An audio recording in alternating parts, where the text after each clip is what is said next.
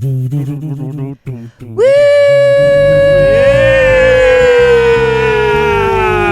It's the Golden Reach Show! That's yes. And that's Sasha. Oh my God, we're perfect. It is live on idobi Radio. Maybe the only time ever we've ever done a perfect opening live. Pretty proud because everything has been going wrong today. We're live on idobi Radio on a Monday night, live from the idobi Radio studios here on a beautiful fall day. Find us everywhere. Cool Nerd Weed Show is what you should Google. We're on all the socials. Instagram has been pretty okay. I think it's because we're in this neat studio, and they're like, oh yeah, maybe they're not trying to, maybe they're not trying to do something that we want to ban them for or shadow ban them for. So find us on Instagram and definitely YouTube, and always on idobi Radio first and foremostly. That's where we are. That's where we love to be. Thank you, idobi, for doing what you do, and thank you for everything. I think that's it. Yeah, thanks, idobi. Yeah. I think I said all the things, right? Oh, I think today is the day that we're going to talk mostly. We salute you, the United States of cannabis, under all 50 strains, one pre-roll, under bong. But also... Nerd Weed Show on idobi Radio. But also...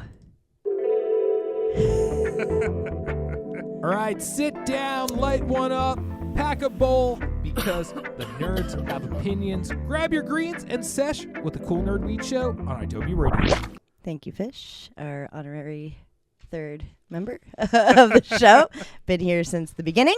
Yeah, the nerds have opinions, and I think the United States of cannabis is a pretty decent theme for this show. We're not going to be as politicky as we have been, but we are going to encourage you to vote out the gate.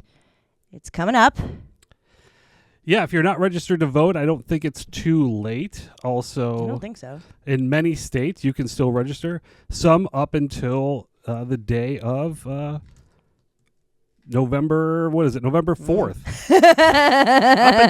up until time voting left day. until election day. If you go to idobi.com, there's a big old beautiful juicy banner, and it says vote idobi, and it's very cool. And it's also on the idobi Radio app, which is also very cool. And you just click on that bihatch, and it takes you to vote.org. So there are 42 days, 4 hours, and 54 minutes left until election day, which is the 5th. I thought it was the 4th. That's an old school nerd countdown. That's an old school nerd countdown is what that is, because we love a countdown. We really do.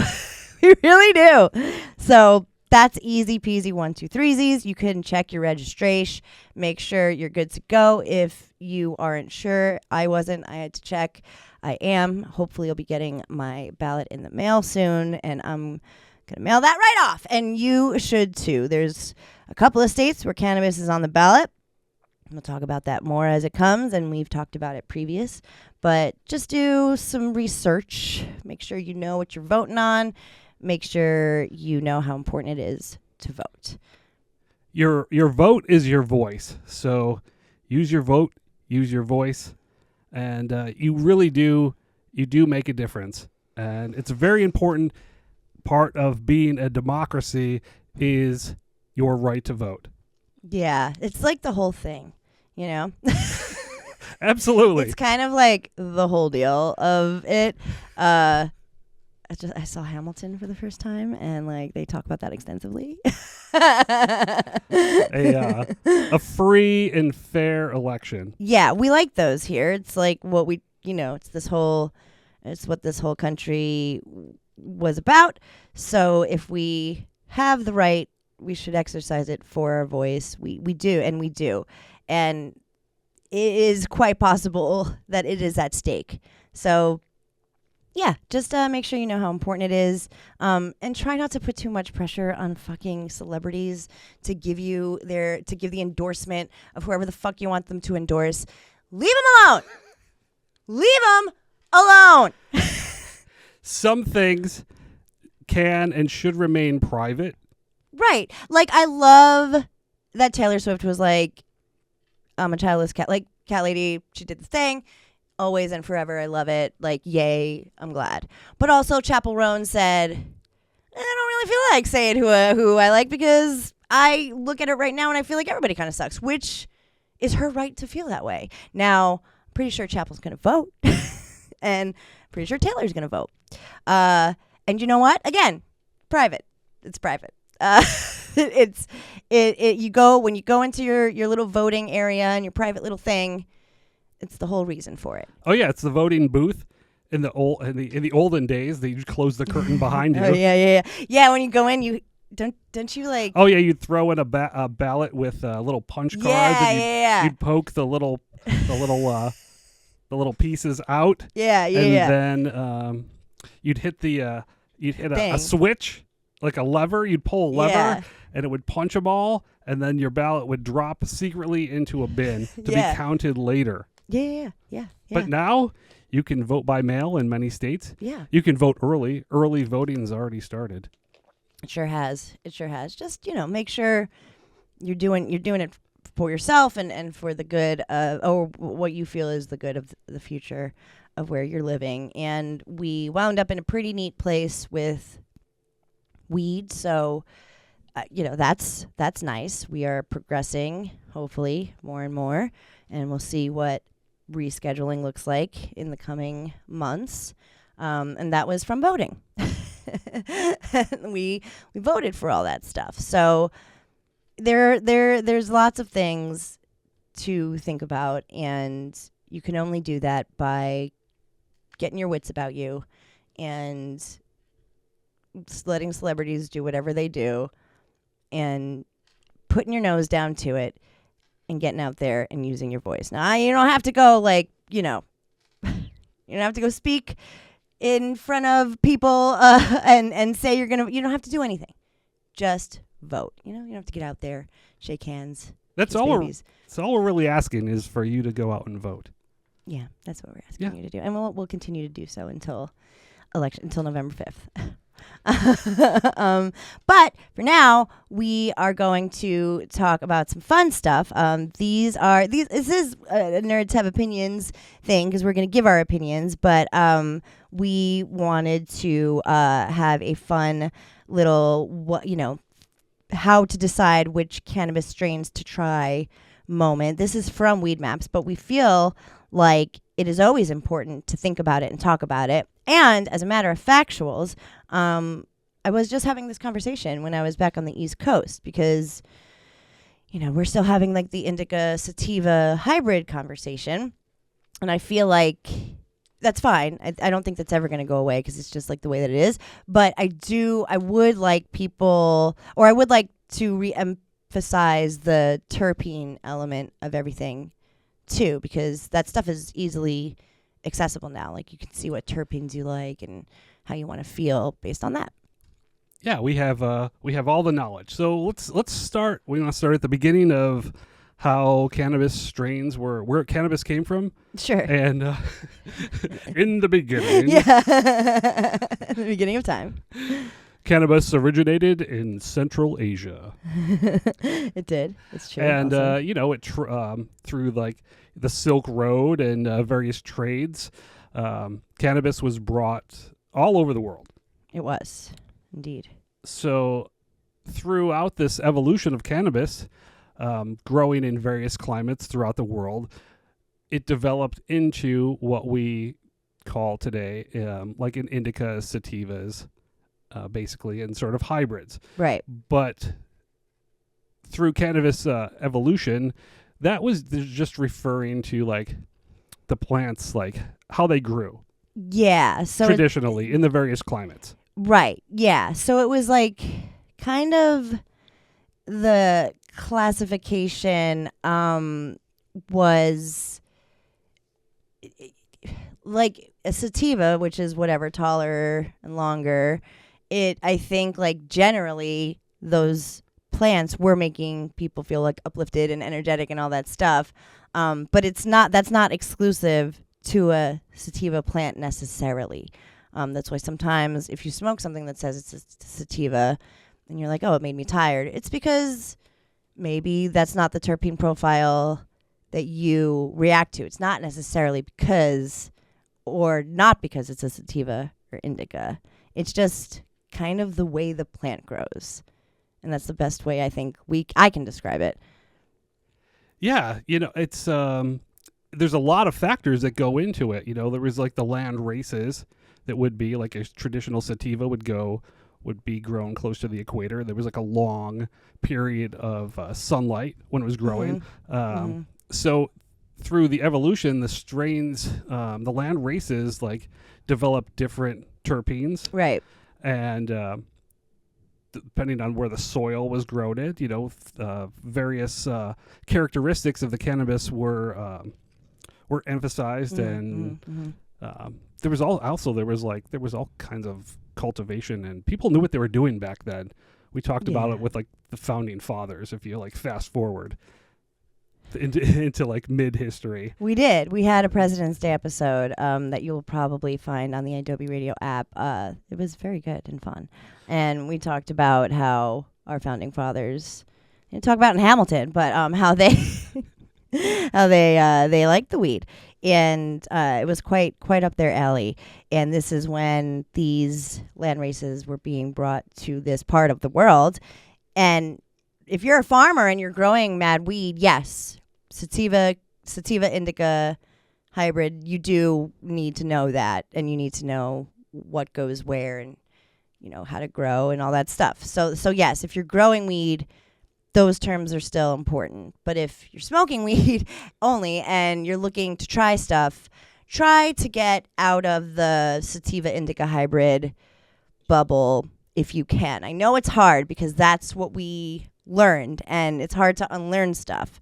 But because I had trouble with it too. And I think everybody does. But once you think about it in terms of like what we're actually talking about, when you talk about sativa, it's how the plant grows. It's what it is. Terpenes are a totally different story. And to find your terpene profile and what you like, you're going to want to figure out how you want to feel and what you want to sense. Like what you want to taste and smell and all that stuff. Like those are the things you're going to want to look at first. Yeah, absolutely more than just indica, sativa, and hybrid. Each cannabis strain is unique. Yeah. And has a different profile. Even strains that are the same, depending on how they're grown, each one's going to be unique and may affect you in a different way. Right. So let's see. First of all, there's the cannabinoid content, which is THC, CBD. Those are, and now we're grouping all of those together. There's like you have like your total cannabinoid content that includes your terpene profiles and all of the trace cannabinoids as well. Right. And somebody asked me this weekend, like, how do you know how much terps are in your weed? And nowadays you can't. Most states, if not all, that are regulated, it'll give you the total cannabinoid content, and even like separate. If some states break it all of them down. Like in Jersey, you get like a big long list of all the cannabinoids, but out here it's like 50-50 whether or not you're going to get a huge breakdown like that. But you probably will get the total terps at the very least on your label. You should get at least the top 3 terps. Yeah. Some of the more reputable companies will give you the breakdown, 3 to 5 top terps, and a percentage of terps, which is very helpful. The higher percentage of the terps, actually, the better it's going to taste.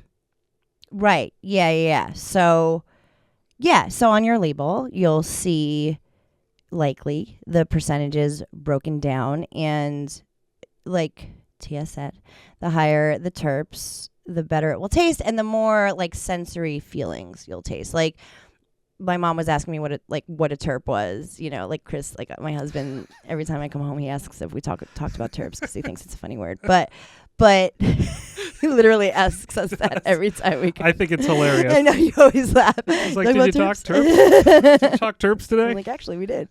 We always do. But to like explain a terp, like there's obviously chemists and like terms and all that good jazz, but to like a layman's term, it really is just like your sensory reaction to something, like, and anything that has like a chemical makeup will have a terpene profile. Yeah, it's your fruit has terpenes in it, various pepper, spices, everything has Lots of plants. all your plants. Yeah. It gives everything its flavor and aroma. Yeah. Anything that your nose and tongue senses has a terpene profile, right? Yes. So, and if you think of it that way, you think of a plant specifically has a terpene profile. You can get these profiles from various different things, like Tia said, fruits, pepper, pine trees, citrus. That's a fruit. What else? Gasoline. Yeah, those gassy notes. It's true, though. It is. It's true. There are people who are calmed and enjoy the smell of gas. I'm one of them. So I'm sure that comes from. I mean, it's all part of like aromatherapy and how smells affect your mood and that's different for basically everybody. So it's you go and you look at a strain of weed, What did we learn? A strain of weed, and you go and you say, oh well, this is Girl Scout cookies. What do we even call Girl Scout cookies? Indica dominant? Is that what we call Girl Scout cookies now? I don't even know. Yeah, I think so. Indica dominant hybrid. Yeah. Great. It's going to make me feel relaxed. I'm going to go to sleep. Hooray. So you smoke it and you're like talkative and bouncy and outgoing and euphoric. And you're like, well, wait a gosh darn minute. I thought I was going to be, munchies and eating lots of munchies. I don't know why. Like couch locks. Yeah. So something like that is like you can turn it around and say, oh, well, what's the terpene profile of Girl Scout cookies? Is this a terpene profile that I react to in a way that I like? And it may not be. It may not be the intended effect. So that's where looking up the terpene profiles for your strains comes in handy. And once you see those patterns show up a little bit more, you can kind of find what your favorites are.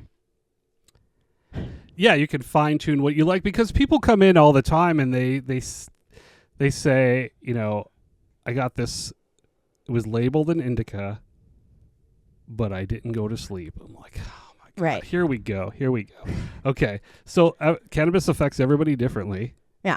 And, sometimes those terpenes might not have worked the way that you thought they were going to work, or right. it was a totally different strain of,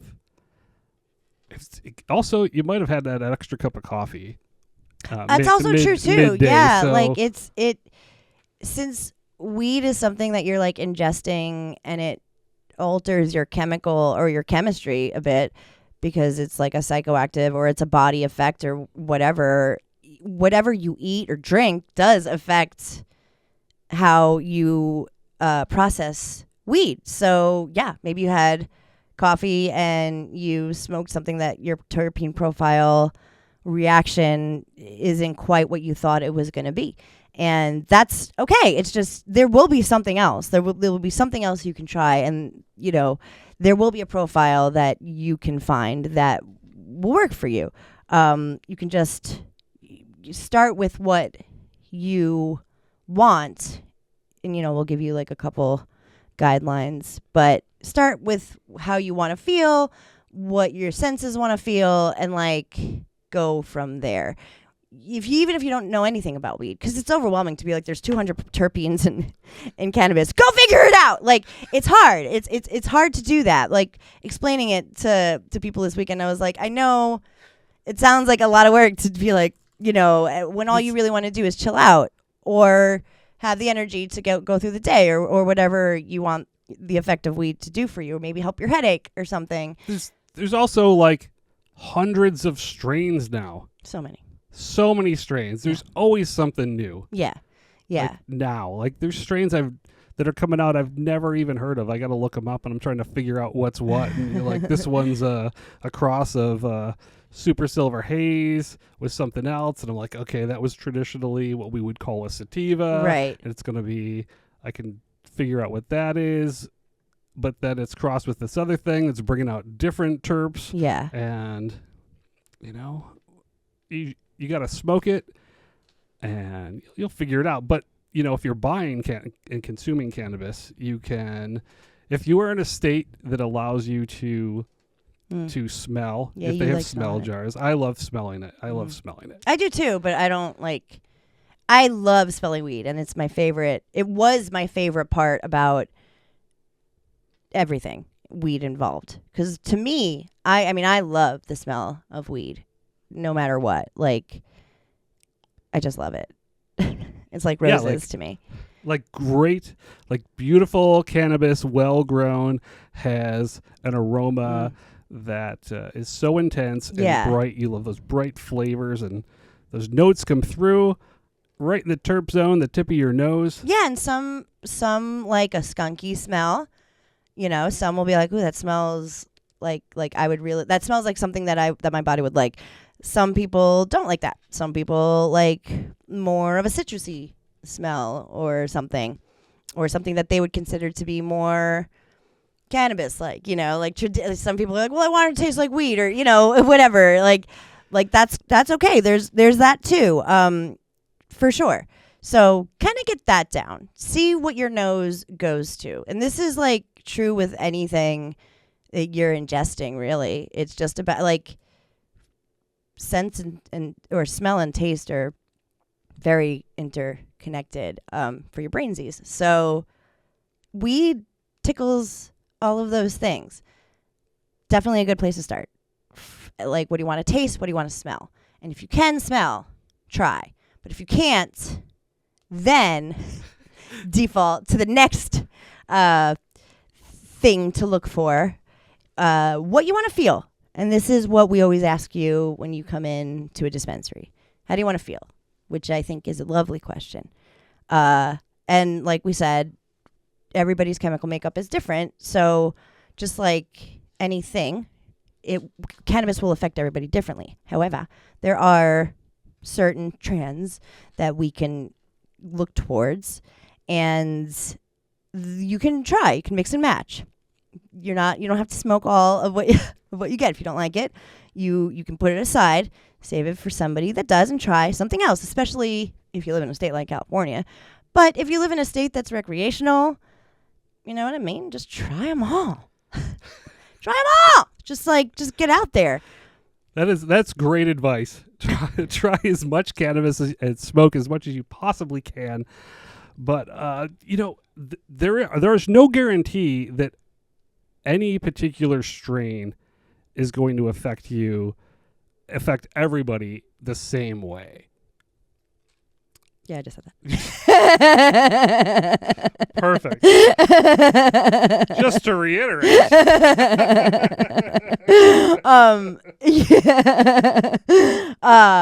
But I know.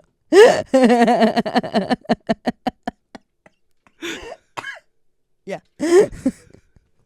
But the point of that, and thank you for bringing that up again, because you're right. And if you try one thing that your homie tried and your homie was like, yeah, this makes me feel so chill and relaxed. And for you, and OGs are like this too, like an OG may make somebody feel super chill and not stressed and take your headache away. But to the same exact person, not the same exact person, but to the same exact strain with a different person, it may make them really panicky and really, not feeling a little bit more paranoid than they want to feel. That is not the terpene profile for them. That is not the one that they should try. So everybody just does have a different reaction to anything. Tylenol doesn't work for some people, but it works for others. So it is good to keep trying and to find the thing that makes you feel how you want to feel. So that is something that you should identify pretty pretty early on too. How do I want to feel? Do when I smoke weed, do I want to be tired? Do I want to feel energized? What do I want to feel? And then you can look at your potency. So is it, this is like, controversial because it's a bit debatable, the THC percentages and how much they actually, how important are they? right. I feel like to a certain extent they're accurate and they are important. But is it the be all end all of your full cannabis experience? Probably not. I'm going to say no. And I'm going to say this again on the record. I think we should, because I am also a fan of high potency weed. It is difficult for me to smoke something that's like 20% and to feel really anything because I smoke a lot of weed. So potency is important, but once you get past a certain percentage, it's unimportant. So that there's that, and there's also the vape world. All vapes are going to be like 75 to 95% potent, and it'll say the terps, and there'll be a lot of them. But I'll say that doesn't always equal the desired effect. I know everybody's taking blinkers and really getting that vape in, but I would like to put forth that we maybe put aside the vape for a second and focus back on potency that is, one may say, normal. We're gonna go, but we're gonna keep it with flower. Yeah. For this conversation. No, I think in general people should stop smoking vapes. That's what I'm saying. Yeah, I don't mean our conversation. I mean, well, I guess that is what we're talking about. But I just mean people in the world. Okay, so we're going back to analog, like records. Because yes, if you're looking for a vape, I guess you're going to want a high potency vape. I guess. Distillate, whatever is the highest for you, sure. And there will be terps in there. So, yes, you'll get all of those things. But if that's your only means of smoking, I just find it to be difficult to get relief for me just from vaping. What vaping only does for me is raise my tolerance, and that's kind of like it. I find value in it, but I do think if you're just looking to try out different weeds here and there, maybe vaping is something you want to try or go back to at a later juncture to try to just like re-level ourselves as a society in the weed world. Oh, keep your blinkers, keep your vapes, not against it, but in terms of how to decide which strain to find or to try, a vape isn't always going to be the best representation of the flower that you're going for. Yeah, true. At 90% or whatever, 75 to 95% THC in a vape, I think all of those effects really go out the window. Like anything, right. Any traditional sort of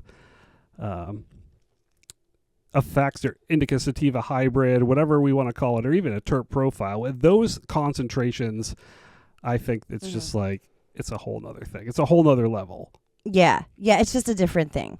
So I would say potency-wise, yes, if you're just a light smoker, probably the lower the better.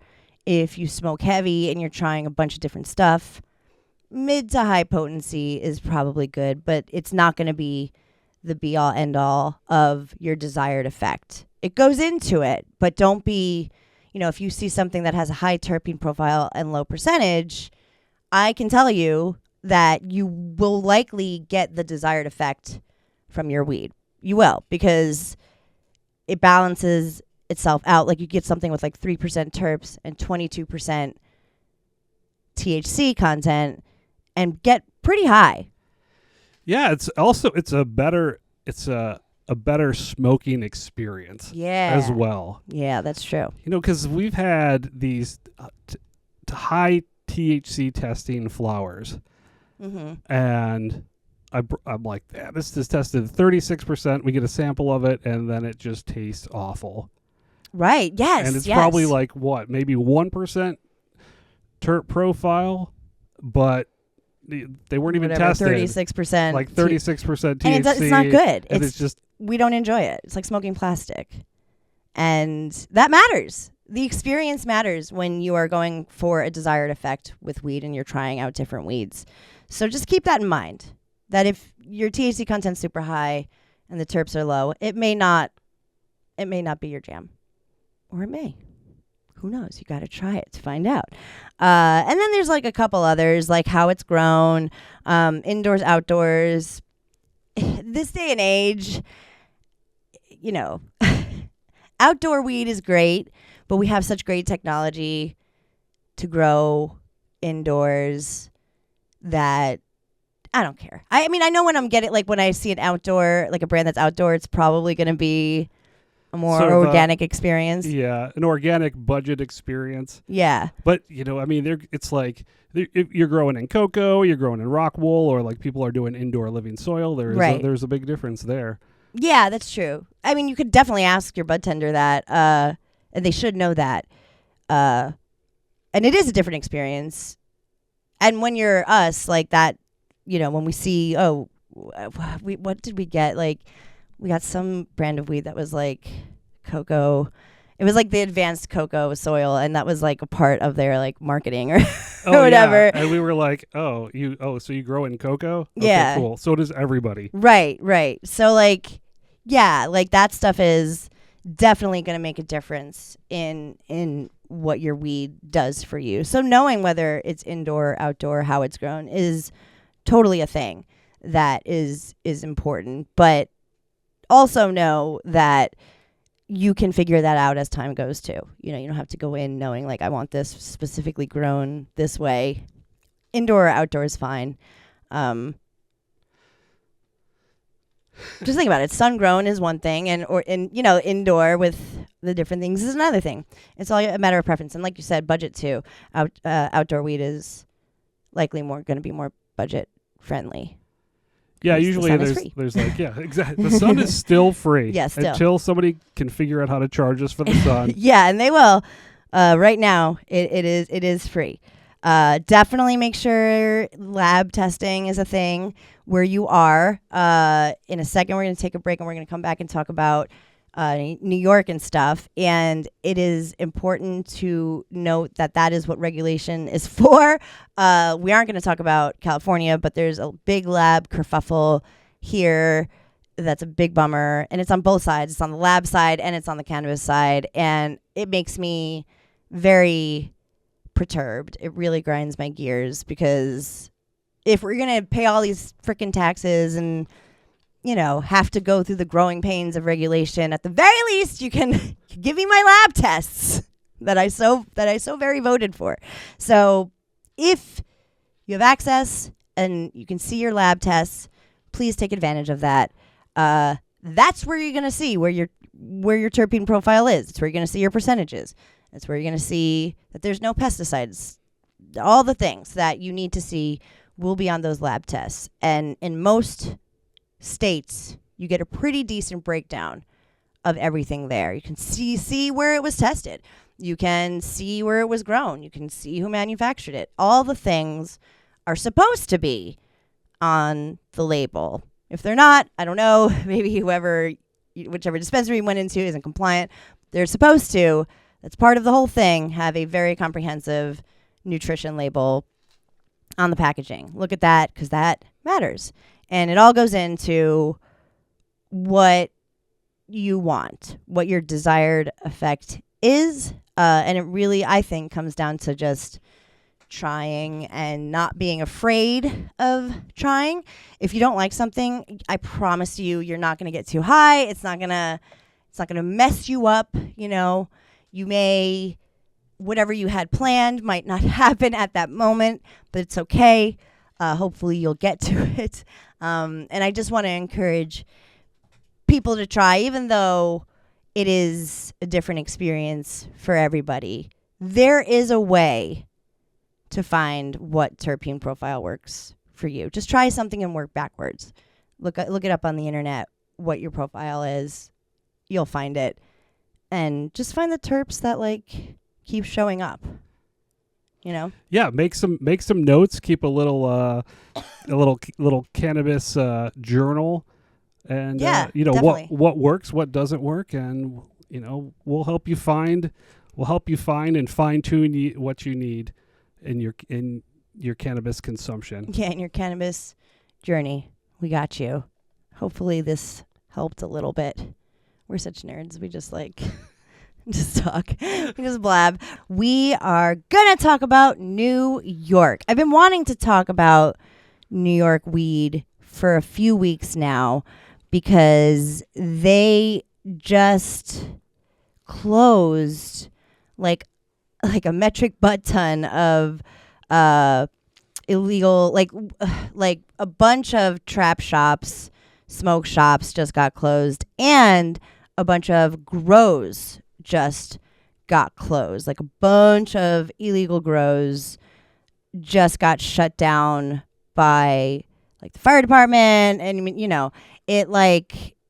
they're really cracking down on cowboy weed out in New York because the smoke shops there is one on, there's quite a few on every street. It's the bodegas, it's for sure the Wild West out there, which is fine with me, like I don't mind, but I'm sure if you're trying to enforce regulations, it's getting in your way.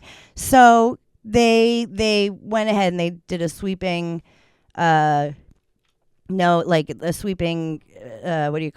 reprimanding of all of these places, but I was hoping that would be replaced with a bunch of good stuff, like legal or regulation or whatever, up to code dispensaries. And I did see quite a few more what looked like legitimate dispensaries when I was in my travels, but not enough for all the trouble that everybody's getting into. And like in one of our last episodes, we posted the video today, we were talking about New Jersey and the corruption in New Jersey that we expected was going to happen with cannabis because New Jersey, but didn't really. But instead, New York has had so many issues.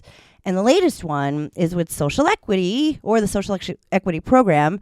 The person heading it up has resigned, which I feel like is a really bad sign for anything.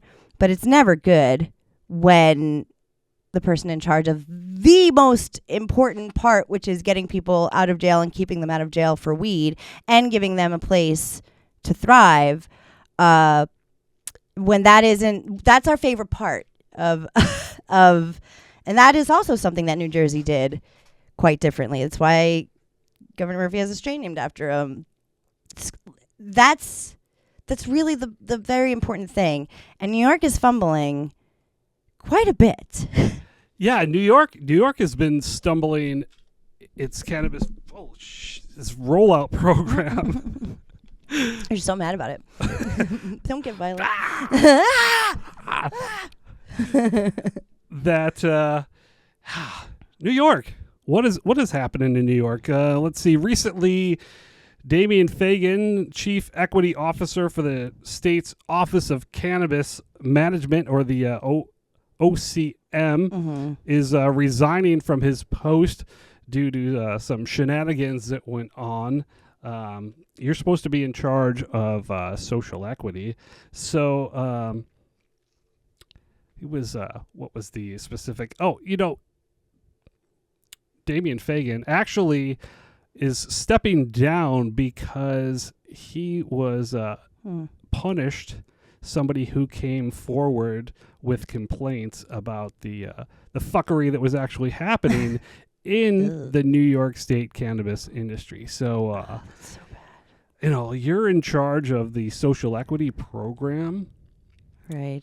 And then you're like, you're already, there's some discrepancies there right away. And then when somebody came forward to report them, then you were like, you put their I don't know if this actually happened, but you put their application at the bottom of the pile, Right. or you use your power in some way to like mess with them, and that's not good. That's not a good look for your social equity program in New York. No, it is not. And he was cleared of any wrongdoing, whatever that means, but he did resign because it's not a good look. And even if it wasn't him, it does seem like something around him went on that was a little shady beans. And there still is a lag in licenses. There's a lag in funding for licenses. There's no real estate availability because New York. So it's difficult. You want weed to thrive. You want it to make a lot of monies, but you're not giving them a place to legally sell it. And the ones who are unregulated and unlicensed are selling it, which is what the government doesn't want. But it's the only way to move weed out in New York right now because nobody can open up a shop. So that is very frustrating. And there was a lot of people who spoke up about that in the last couple years. So it looks like Fagan, what faggot? I don't know his name. But Fagan. Hopefully. Oh man, what a difficult life he must have had. I'm sure. I don't want to make it harder on you, buddy, but I think it's too bad. It's too bad he's a farmer. So I hope it works out for Alexander, and whoever steps into the role, I hope makes social equity a priority and not, using their power to punish somebody who's speaking up about all of the things that we just said. That's very frustrating for somebody who wants to start selling weed legally, especially if it's a social equity program and you have been penalized for weed in any way and you just want to get to getting. And the government's like, well, here's all the tape you have to cut and jump through and do all the things.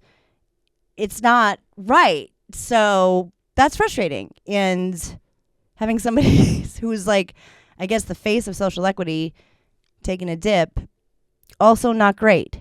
And closing down and shutting down, and you're making weed less accessible, really, is what you're doing. And I don't know why.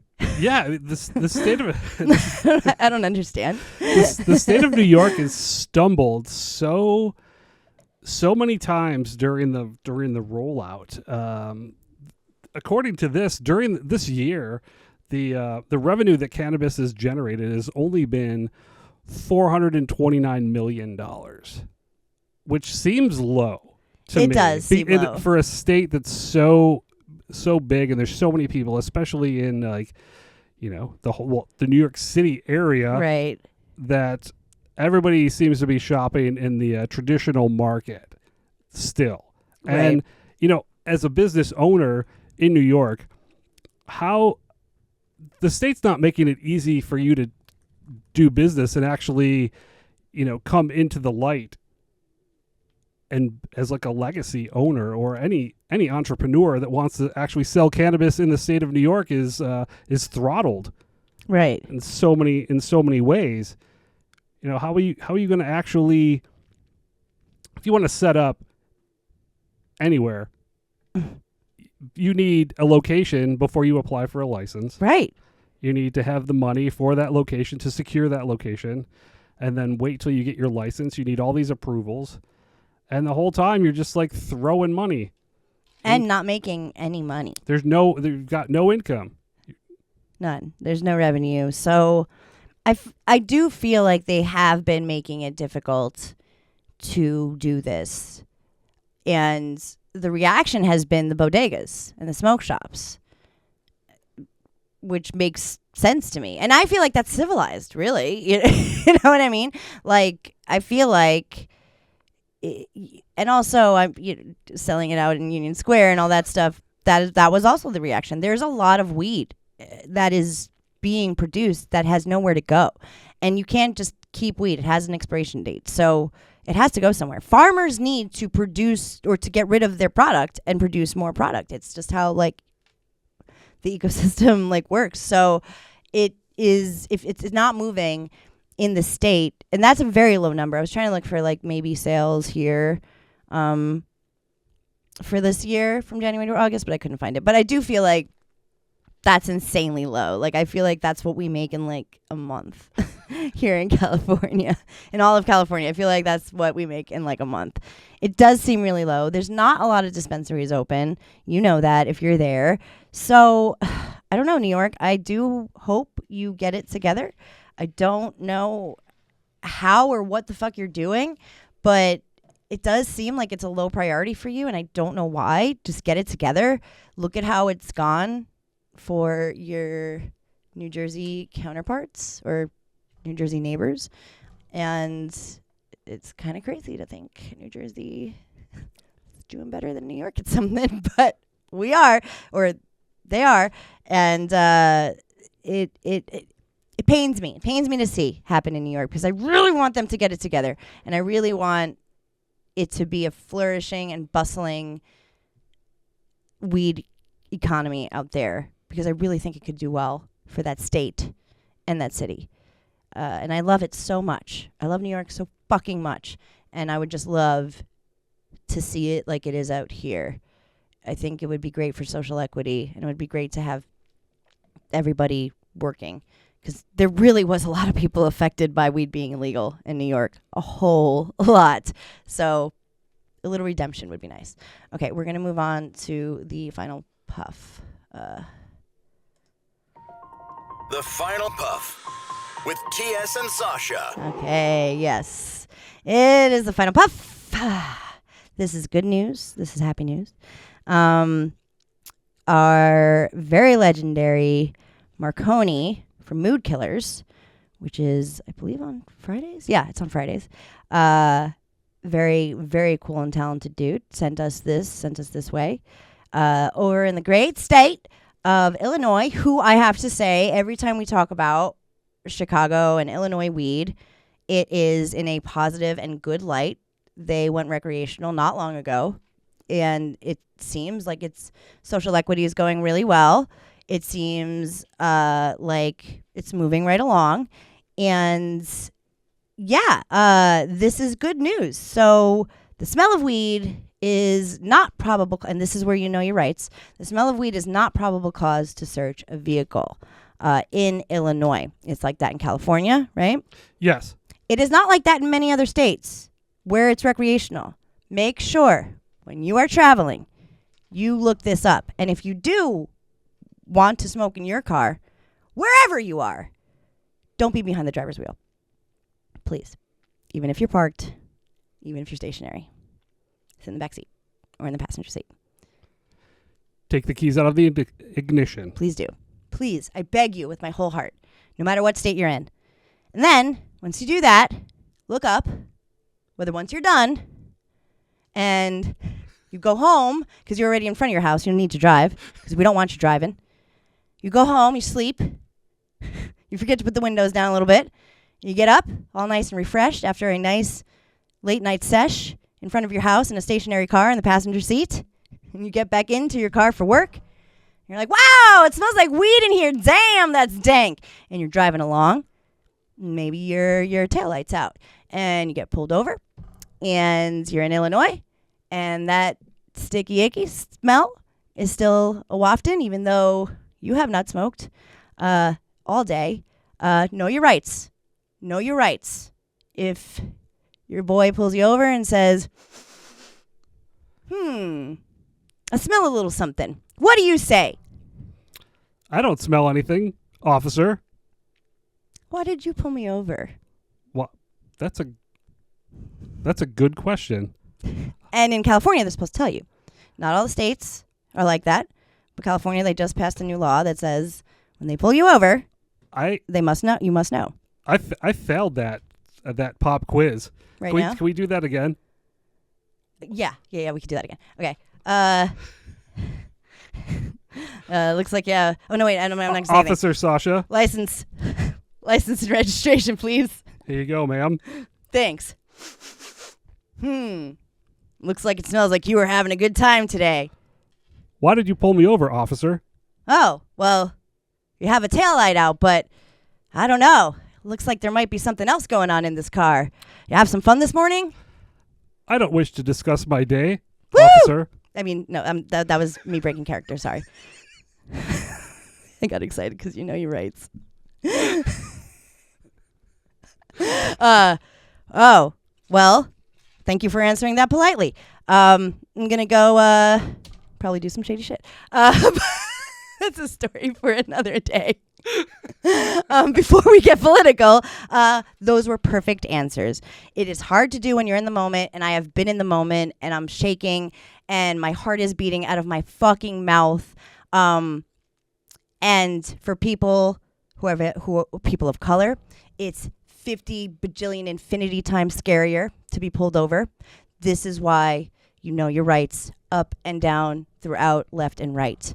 And in Illinois, cops have to tell their story walking if they smell any weed in your car. It is not cause to search vehicles, so they cannot note it anywhere.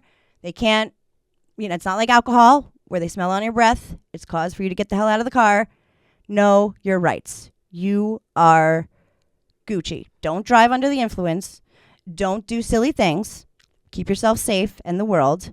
But just know that if there's residual smell, which my car literally always has, even if I haven't smoked in weeks, it's embedded, you're good to go, which is great. Yeah, in Illinois, the Supreme Court voted unanimously, and it has set a precedent. It really has. It really, really has. And this was kind of like after an incident that happened in Illinois. Somebody was driving a bit over the speed limit, got pulled over, smelled some weed, searched the car, found a gram of weed, and tacked that on to the speeding ticket, which becomes a different case. And this citizen was like, well, no, that I'm not peddling drugs. I had a legal amount of weed in my car that I hadn't smoked. All of what I've done is legal. So they went to court and ruled that the smell of weed was unjustified and that we can no longer charge you or search you, rather, for just the smell. And I think that that's important. However, I've been to quite a few legal states where that is not the case. They can still do whatever the hell they want if you're pulled over for things. I feel like maybe New York might be like that. I feel like New Jersey. I don't know. I think it might still be probable cause. PC if you smell a little cannabis. I know. I don't think so. It's not. Yeah, It's not, yeah. okay. I don't, but I'm not certain. Last I checked, I feel like still be very careful when you're smoking in Jersey. Maybe skip the car sesh. Do it somewhere else because you just want to be safe. And I don't know that for sure. I didn't look it up. But the last time I was driving through the country, because even though I'm super careful when I'm driving through the country not to have weed in my possession, and I really am, that's true, I still like to look it up because my car smells like weed. My clothes, I smell like weed. Like, I don't know what you want from me. So every time I'm driving, I look it up.